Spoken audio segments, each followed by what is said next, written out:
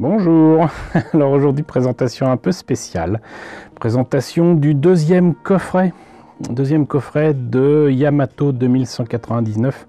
Je vous l'avais présenté le premier coffret, il me semble que c'est l'année dernière, et on l'a attendu longtemps, mais quel coffret mes amis, quel beau coffret encore une fois. Je dois donc ce coffret à mes amis de Daibex, donc coucou Daibex, merci. Merci de m'avoir envoyé cet exemplaire et je dois vous dire que c'est encore plus impressionnant que le premier. Le premier c'était déjà très imposant, c'était surtout centré avec littéralement des artbooks, il n'y a pas d'autre mot, des ouvrages autour finalement, j'allais dire du côté terrestre, de la flotte terrestre là très clairement ce second et dernier coffret pour 2199 et autour des Gamilas. Et là, on voit bien que le ton est donné. Et superbe illustration qui se continue ici, vous voyez, dans la plus pure tradition de la science-fiction, on va dire. C'est juste superbe, c'est juste superbe. Qu'est-ce qui nous attend du coup dans ce coffret avec les derniers DVD, les derniers Blu-ray de cette série magnifique? Eh bien, vous allez avoir donc les épisodes du numéro 14 à 26, à la fois en DVD et en Blu-ray, en sous-titré français. Un digipack, un coffret de rangement, plus de 400 pages de contenu, dont le livret Yamato manuel technique, le livret Green Imperial Gamilas Astrofleet, Gamilas et Iskandar volume 1, Gamilas et Iskandar volume 2, le grand nuage de Magellan. Ça fait quand même des centaines de pages. Et il y a d'autres objets qu'on va découvrir. Vous avez aussi de la musique qui est écoutée par le capitaine du Yamato, mais vous avez aussi, dois-je le dire maintenant? Bah oui, vous avez en fait la suite directe, un film donc qui fait suite à cette série 2199 avant de passer aux aventures de l'équipage du Yamato en 2202. Donc c'est très complet, c'est magnifique. Vous avez un film pour conclure encore tout ça avec une aventure inédite. Et c'est pas fini, c'est pas fini. Donc on va voir tout de suite ce qu'il en est. Je pense que je vais pouvoir l'ouvrir là, enfin j'espère, mais regardez-moi ça. Regardez-moi ça. Si c'est pas beau. Alors déjà, je vous avais dit qu'il y avait un objet. Et il s'agit donc, voilà, d'une pièce. Ici, écrit 8-12-2141. Shuzo Okita, Hero of the Second Battle of Mars. Voilà, Cosmo Navy Yamato. Et c'est pas une médaille en chocolat, hein. C'est du métal, du vrai. Là donc je vous disais qu'il y avait voilà, de la musique. Et c'est issu en fait de morceaux musicaux allemand et parfois chanté en japonais. Alors par contre ce que j'ai pas compris, c'est que j'ai l'impression que c'est quand même la même chose, à moins que non, bien sûr, évidemment ça doit être le concert, puisque là vous avez le Blu-ray et là vous avez le DVD. Et donc du coup j'avais aussi le film dont je vous parlais, donc l'Odyssée de l'Arche Céleste, donc en DVD et en Blu-ray. Et même chose pour les derniers épisodes de la série, avec toujours de superbes illustrations. Voilà, ça c'est celle du coffret. Et vous avez donc les Blu-ray et les DVD. Donc le fameux digipack. Qu'est-ce qu'il y a là? Voilà, là aussi très très belle illustration. C'est juste magnifique. Mais alors, je vous ai dit que il n'y avait pas que ça. Et voilà, donc du coup, pour pouvoir en profiter, c'est très très lourd. C'est très très lourd. c'est du lourd littéralement.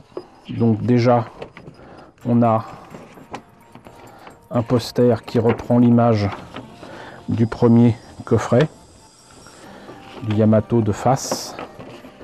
Et là, très belle image, très beau poster. Donc, du Yamato. Juste dommage que ce soit plié, mais bon, il n'y a pas franchement le choix. J'ai peur de l'abîmer. Hop, on va le mettre là directement. Et donc ensuite, hop, des images. Est-ce que je vais pouvoir enlever ce petit bandeau? Ouh, voilà. Donc là aussi, c'est superbe. C'est juste magnifique. C'est dans un beau papier cartonné épais et avec un vernis brillant. Pas un vernis sélectif, mais un vernis brillant. Je devine que ce sont les illustrations qu'il y avait sur les sorties Blu-ray ou DVD d'ailleurs au Japon. Ça serait guère étonnant. Donc là, voilà. Si vous vouliez les images qu'il y avait sur les sorties japonaises, bah vous les avez du coup. Vous les avez et de la plus belle des façons parce que déjà c'est en grand format. Hein, et en plus de ça, il n'y a pas d'écriture dessus, il n'y a pas les titres ou quoi. Donc c'est cool. C'est super cool et je vais avoir beaucoup de mal à le replacer. Bah non. Bon, j'ai quand même pas tenté le diable. Et ensuite donc tout ça là. Carnias, grand nuage de Magellan. On va faire ça dans l'ordre comme la dernière fois. On va passer du temps, hein. Mais c'est nécessaire. Alors, ça c'est une fresque qu'on voit dans la série, peut-être sur le plafond de la salle principale où il y a le chef suprême des Gamilas, Dessler. Et donc visiblement avec Gamilas et Iskandar. Très belle image. Galé Garmilon. Donc chevalier Schultz, vaisseau de combat. Il n'est pas impossible que je vous présente de nouveau des maquettes de Yamato. Objet de agrandir un petit peu ça, voilà. Donc préparez-vous parce que bah, j'ai remis la main sur des maquettes. Le problème c'est que je n'ai pas forcément les boîtes. Donc il va falloir que justement je mette de tout ça pour retrouver à quels engins ça appartient pour vous présenter ça. Donc chevalier Schultz. C'est marrant quand même qu'ils aient des peintures de camouflage de cette sorte là dans l'espace. Mais ça fait joli. Ça fait joli, il faut quand même bien l'admettre. Là, pont principal, balle grey, porte-avions, multiplateforme.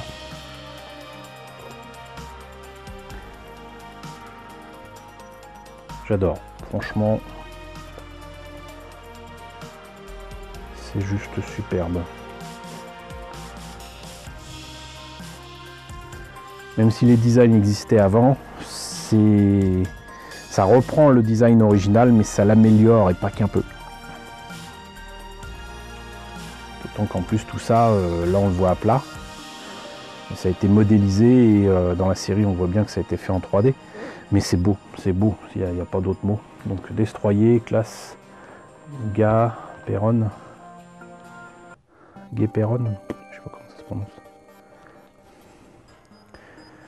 Tous ces destroyers, tous ces vaisseaux qui se font souvent avoir en un seul coup. Là, il n'y a pas trop d'histoire de champs protecteurs ou quoi, ou rarement. Ça, c'est le cas pour le Yamato, mais il s'en prend quand même plein la figure.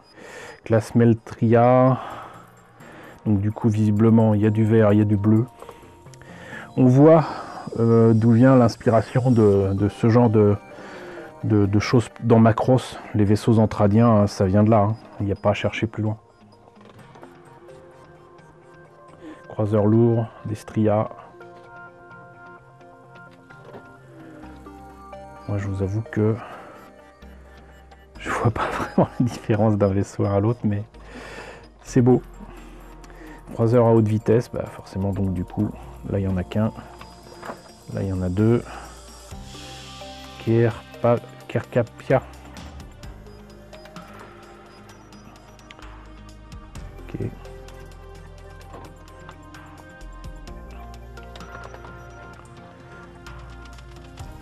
Le principal commun. Vaisseau amiral, classe Gelbades.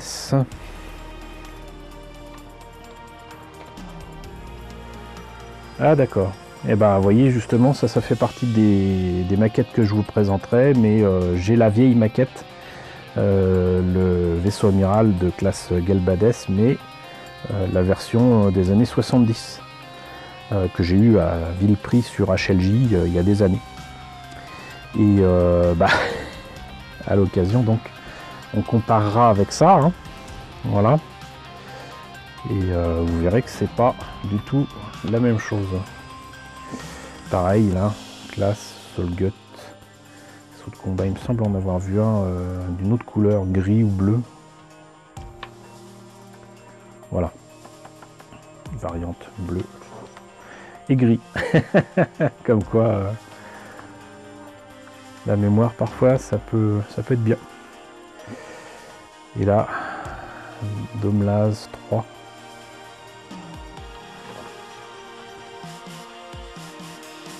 Attrapé par le Yamato, ou le contraire.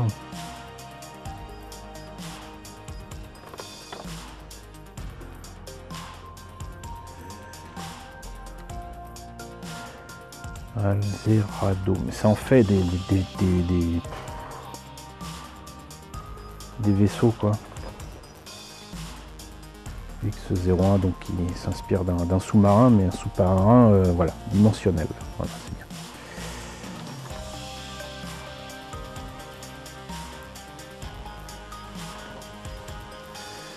Et classe Polmeria, et là c'est là qu'on reconnaît quand même un peu donc le design original qui avait été fait par Leiji Matsumoto. Là on y reconnaît quand même vachement un design qui aurait pu être celui de vaisseau Sylvidre.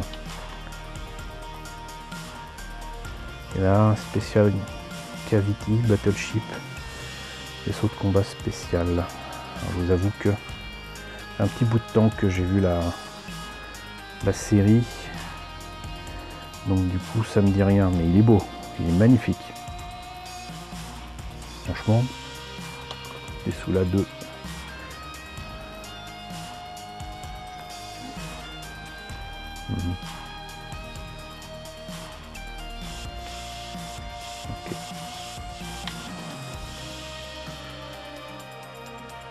Ah d'accord, je comprends mieux, donc ça en fait c'est à l'intérieur de ce vaisseau. Une core ship, machine de combat, une sorte de bombardier quoi. Kanto, Melanka. Les petits vaisseaux c'est pas ce qui manque non plus, regardez-moi ça. Chasseur de combat spatial, Melda Custom. Space Lightning Fighter. Superbe.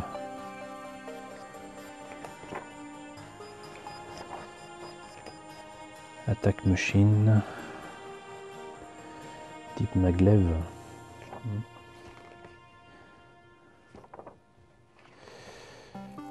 Avion de reconnaissance. Missile balistique interplanétaire. Ok, là c'est carrément les voitures. Vaisseau de transport général. Drone de surveillance. Vaisseau interstellaire iskandarien. Là ça fait trilobite en fait. Je sais pas si vous connaissez ces animaux qui existent encore, hein, mais dont on a retrouvé de lointains ancêtres fossilisés qui sont très proches de cette forme-là.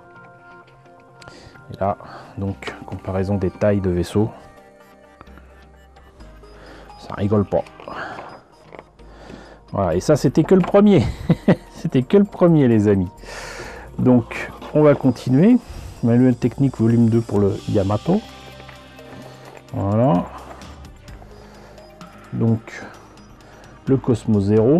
Il semble que je vous l'ai présenté en maquette. Avec le cockpit, la totale. Voilà. Rien, strictement rien n'est laissé au hasard. Pas d'effet cartoon ou quoi. Voilà, inspiré des panneaux d'avion des années 70. Avec les marquages, tout ce qu'il faut. Cosmo Zero catapulte. Parce qu'il y avait des catapultes aussi sur les cuirassés. Avant pour balancer des hydravions. Qu'ils n'aient pas à avoir de piste de décollage. Par contre, après, ils étaient obligés de les prendre avec une grue. Parce qu'ils se posaient pas loin. Ils étaient récupérés éventuellement dans le bateau. Attack Fighter Cosmo Falcon. Un Koto Custom. Pareil. Un Cosmo Falcon Hangar. Regardez-moi ça. Ejection System. Reconnaissance Aircraft. Et ils sont 3 du coup. Seagull General Space Transport, donc qui fait un peu l'hélico de l'espace.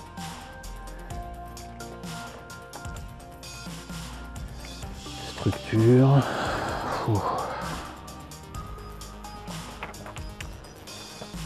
Système de visée du canon à ondes. Poste du navigateur. C'est magnifique. J'ai presque l'impression d'entendre les superbes musiques de Yamato dans la tête.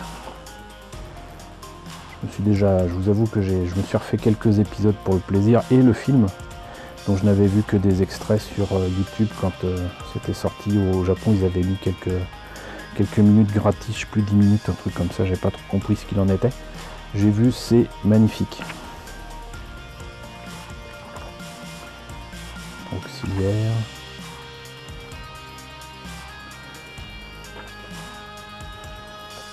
Salle du pilote automatique. Espace d'accès. Une salle mystérieuse. Qui cache un mystère mystérieux. Regardez-moi ça, ces décors.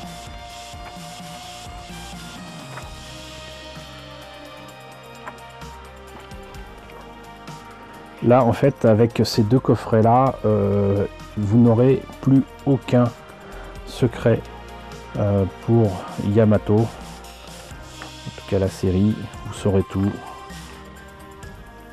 Sur les personnages, les vaisseaux, les décors.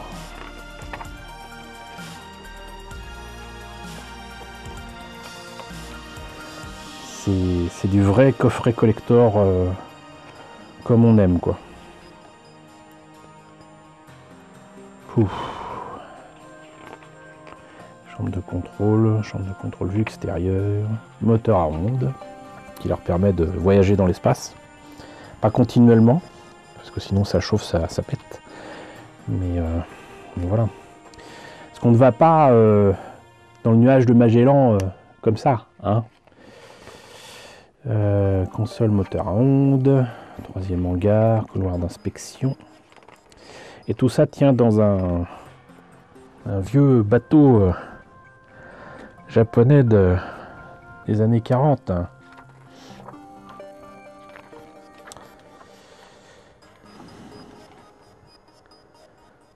Endommagé, et oui. Airlock. Ça c'est dans le film. On rappelle. Là encore, comparaison d'échelle,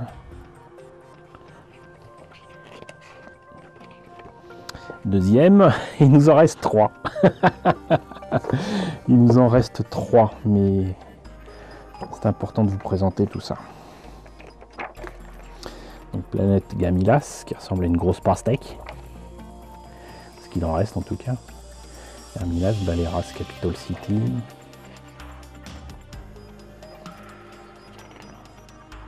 Palais présidentiel de Dessler. Ça fait très organique tout ça. Hein. La fameuse fresque.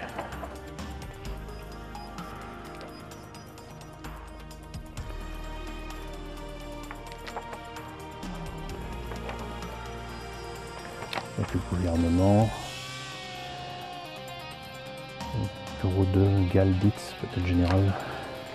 Centre-ville.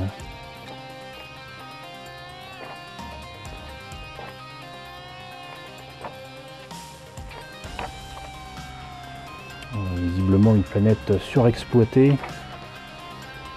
Finalement la situation des Gamilins n'est pas plus enviable que celle des Terriens qui sont obligés de se terrer sous terre pour se protéger. Ils sont tout près de la solution iskandarienne.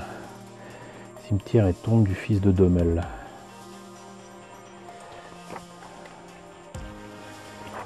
Second Baleras. Vraiment tout dans les tons sombres, verts.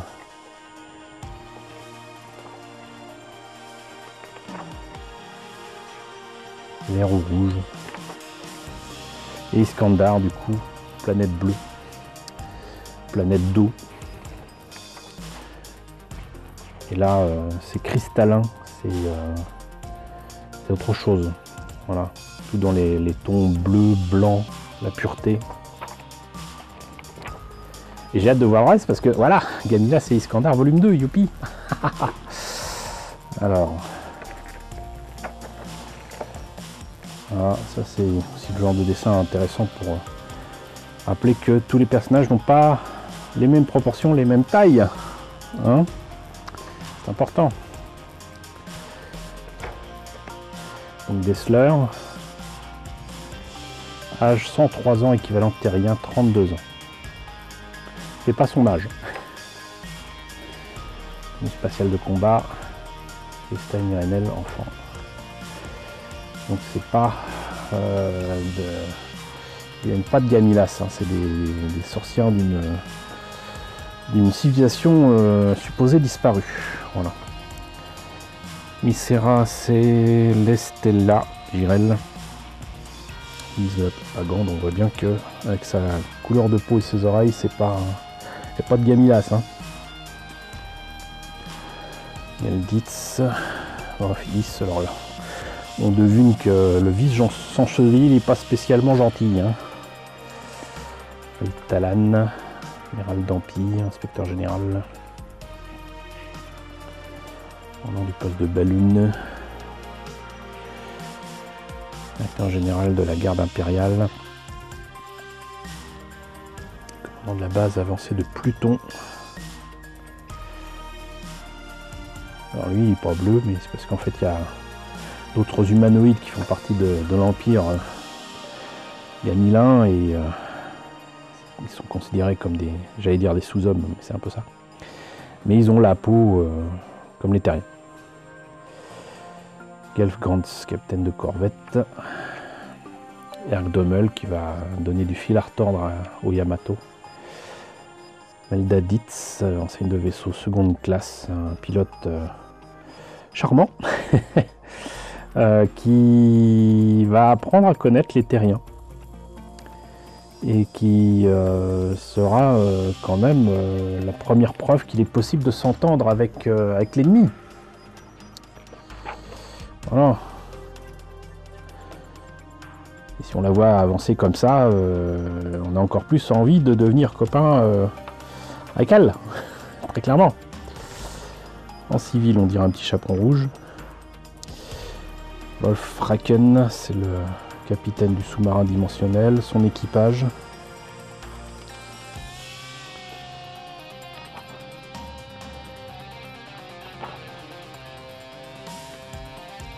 Un membre Homme de la garde impériale. Ministre production de nourriture, visiblement il aime bien boire et manger. Et à un moment, mine de rien, ils utilisent aussi bien les jeunes que les vieux dans l'armée, parce qu'ils ont besoin de chair à canon. Voilà, c'est les Altiens volontaires qui ressemblent aux Terriens. Et qui du coup intègrent le Yamato en se faisant passer pour des Terriens.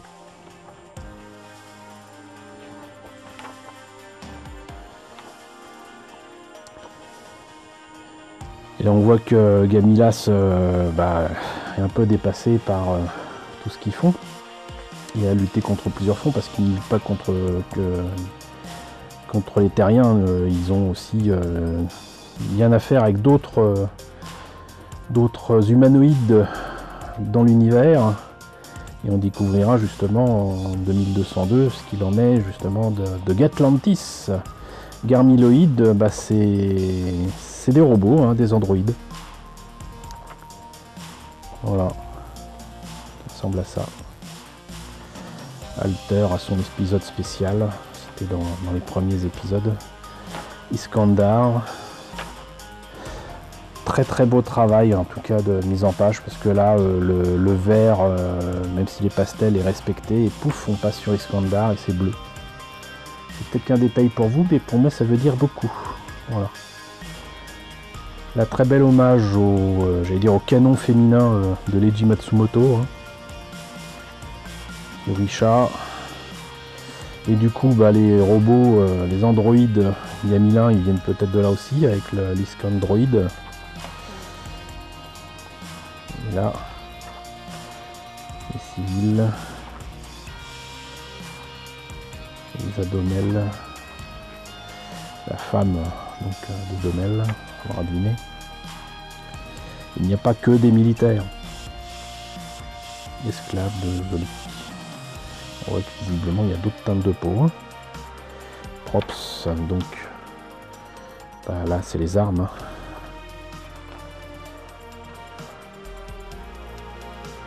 Les casques. Oiseau roc-roc.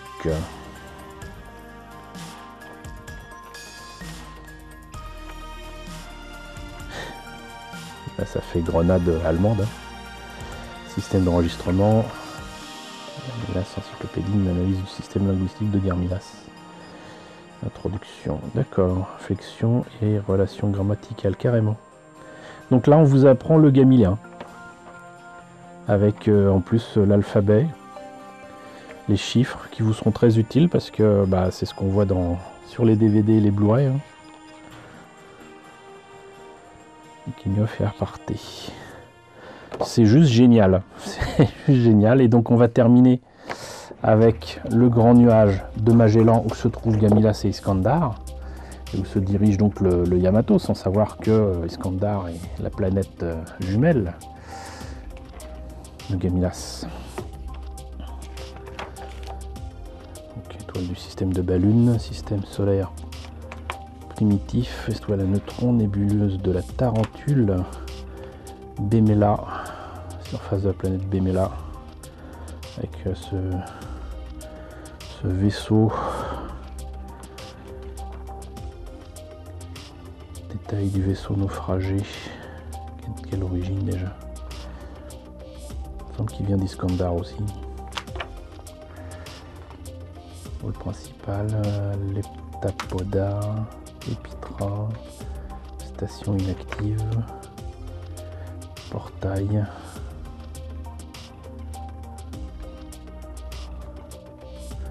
Portail stellaire de Balune. Des portails qui permettent d'aller instantanément d'un endroit à un autre, visiblement dans l'espace. Le gate.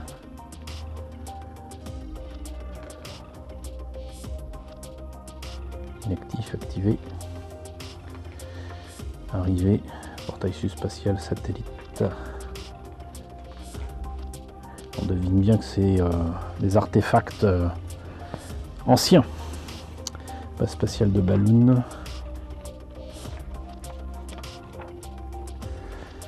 plus général. Arc-en-ciel. C'est... Et encore, c'est de belles reproductions, mais imaginez ça en grande taille, quoi. En A0, en papier peint. Voilà, moi je veux une pièce avec ça en papier peint. Iskandar, Gamilas, et voilà. Et on en a fini avec cette très belle image qui rappelle donc le vert Gamilas. Donc voilà, vous avez vu, vous avez découvert ce qu'il y a dans ce coffret, deuxième coffret de Yamato 2199. Je ne remercierai jamais assez, encore une fois, d'Ibex de me l'avoir envoyé pour vous le faire découvrir. Franchement, ça vaut le coup.